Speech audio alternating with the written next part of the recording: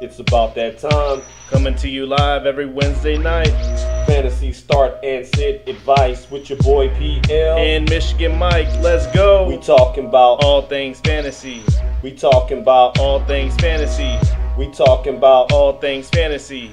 Mike and PL, the Fantasy Show.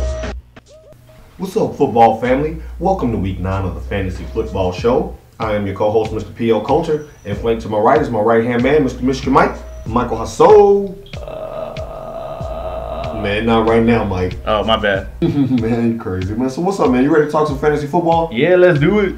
All right, before we get into the fantasy football talk with the peeps, we want to give a quick shout out to the NBA that got kicked off last night with your boys, right? Yeah, the San Antonio Spurs and the Dallas Mavericks started it off last night, actually. All right, and looking forward to seeing my Grizzlies get it kicked off tonight, actually. So shouts out to the NBA, who will be talking about them soon. Now, who we'll be talking about this week will be a position that's taking a beating this week with all the bye weeks. Mike, I'm going to run off a list of teams that's out this week, and there's a consistent word that comes to mind when I say these names. Atlanta, receivers. Chicago, receivers. Detroit, Green Bay, receivers. I mean, even Buffalo and Tennessee are out this week, and they have viable receivers that you start every week, right? Yeah, definitely. And, I mean, we saw that firsthand. We actually stopped by the game, the Tennessee Titans and Houston Texans game.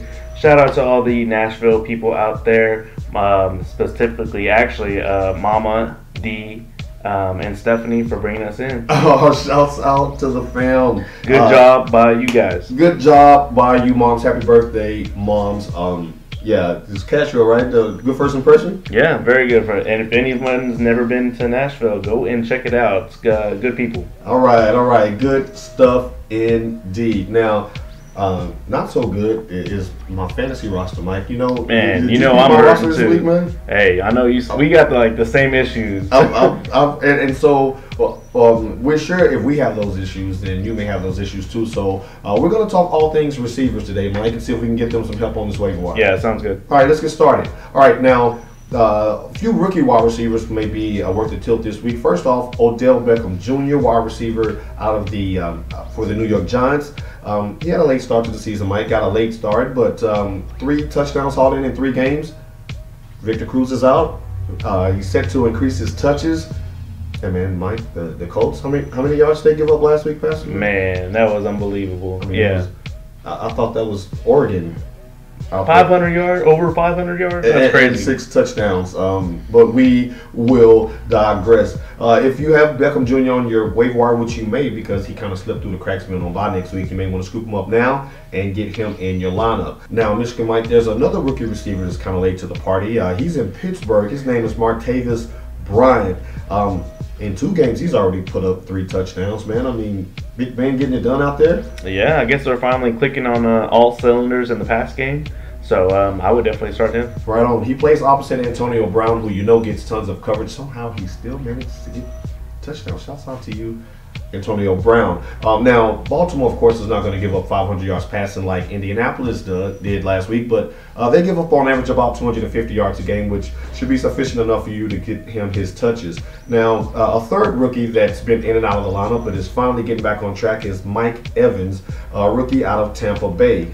Now, the last 2 weeks he's had 8 catches, 133 yards, and a touchdown. His target's on the uptick, and Cleveland is pretty, as you would call, boo-boo against the pass themselves. Boo-boo indeed. Boo-boo indeed. Now, Mike, I'm sure that you're on the waiver wire looking for a wide receiver, right? Yeah, definitely. I actually found one that might still be out there for you guys. Stevie Johnson, wide receiver for the 49ers. He actually leads the 49ers in receiving. The past 2 weeks, he's had 10 targets, actually 13 targets, 10 receptions, 132 yards, 1 touchdown. But in the past 4 games, he's had 3 touchdowns altogether. So I would definitely pick him up and start him. Right, good stuff by you. The Rams have been real leaky on the back end as well. So Mike, what are your games to watch this week? So I have a couple games to watch. If you have any players on either of these teams, watch out for them. It's going to be a high-scoring game. So I'm going to start with... Mike, who is this, man? Oh, that's my friend, Jigsaw from the Saw. As in them Saw movies. Yeah. You know, I thought he looked familiar. Wait a minute. What's he doing here, man? I want to pick a game. There you go, Paul. He just wants to pick a game. No, man. I done seen them foolish movies, man. I know about them games, man. I'm not finna be chained to you in here missing limbs. I gotta work tomorrow. No, man. let's hear what he has to say. Mr. Coulter, your Dallas Cowboys have been 8-8 the past 3 years. Now, your life is in your hands. Make your choice. I mean, what do you mean make my choice, man? No, man, I'm trying to live, Mike, man. Who you bring up in here, man? What's going on in here? Calm down, Paul. Calm down. Yo, Jigsaw. I mean, we don't do like the pick 'em like that. I mean, we just let the people know like when it's a high scoring matchup. You know, Arizona and Dallas. That's gonna be a high scoring matchup for the people. Dang, Paul. Now you're the one that's making our guests leave. Man, he needed to leave. All right, so another matchup I have that's gonna be a high scoring game is gonna be Denver versus New England. Mike, I know who this is, but what's he doing here? Oh yeah, that's my friend Michael Myers. You know, I mean he don't have a knife with him, so he should be good though. But he's a big time Denver fan, ain't that right? Speaking of Denver, you know I never asked you this, but what happened to you guys on the Super Bowl? You shouldn't be asking that, Mike.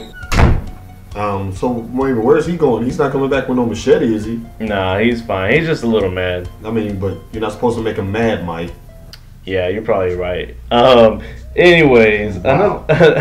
another game we have that's gonna be a high scoring game is Indianapolis versus the Giants. Yes, sir. So if y'all have any players on either of those teams, go ahead and start them. Good job by you, Michigan Mike. That's right, ladies and gentlemen. When you hear that buzzer, you know it's time for this week's Okay, Pierre Garcon fans, wide receiver of the Washington Redskins.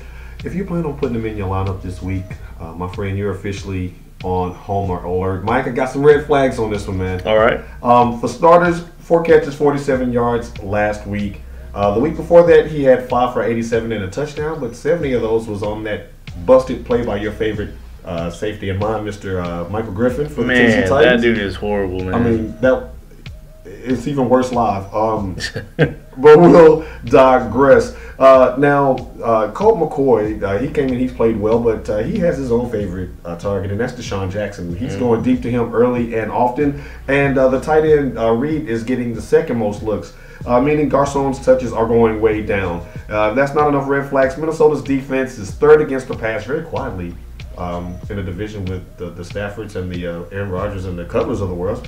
Good job by you, Minnesota. And they're also second in the league in sacks. So if there's a chance that RG3 comes back, you definitely want to stay away from Garcon because you want to give him a week to get acclimated. I mean, if it's McCoy, you may want to go with Jackson, but definitely want to stay away from Garcon. I want to give a shout out to our sponsor of the week.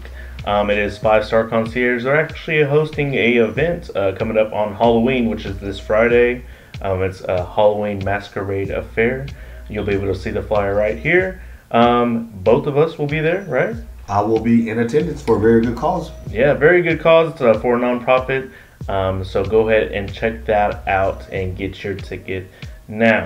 So if you have any questions for us this week before tip-off, you can always reach me on Twitter at PLCulture. That's at PLCOLTER. You can always reach the co-host at Michael Hasso. That's MICHAELJASSO. And ladies and gentlemen, life is a sport, so always play to win. Go Blue!